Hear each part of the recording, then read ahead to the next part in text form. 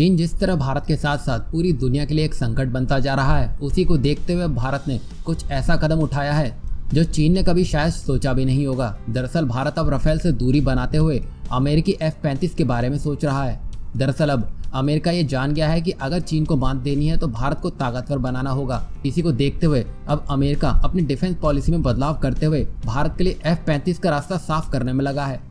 अभी हाल ही में अमेरिकी सेनेट में एक काफी महत्वपूर्ण प्रस्ताव लंबित पड़ा हुआ था, जो कि अब पूरा हो चुका है और इसी के साथ एक्सपोर्ट पॉलिसी में बदलाव करते हुए इस रास्ते को पूरी तरह से क्लियर कर दिया गया है। और पिछले कुछ समय से अमेरिका और भारत में इसकी चर्चा भी होने लगी थी कि अमेरिका अब भारत को एडवांस एयरक्राफ्ट बेचने में इंटरेस्टेड है और इसी को देखते हुए अब ऐसा लगता है कि भारत राफेल के लिए आगे नहीं बढ़ेगा।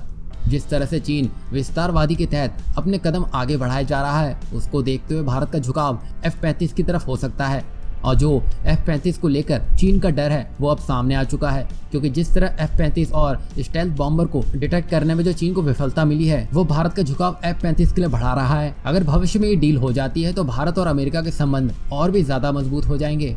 और यहाँ हम आपको बता दें कि भारत के AMCA के फाइटर एयरक्राफ्ट 2029 या 2030 तक भारतीय वायुसेना में शामिल हो सकते हैं और जो बीच के 10 साल का गैप है उसको भरने के लिए भारत को F-35 की जरूरत होगी।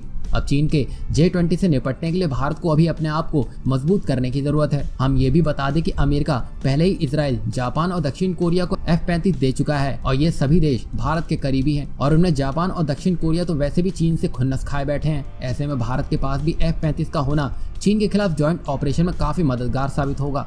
और अब चीन को भी ये समझ आ गया है कि इस डील के बाद इंडियन एयरफोर्स के सामने चीन की वायुसेना भी भीगी बिल्ली बन सकती है।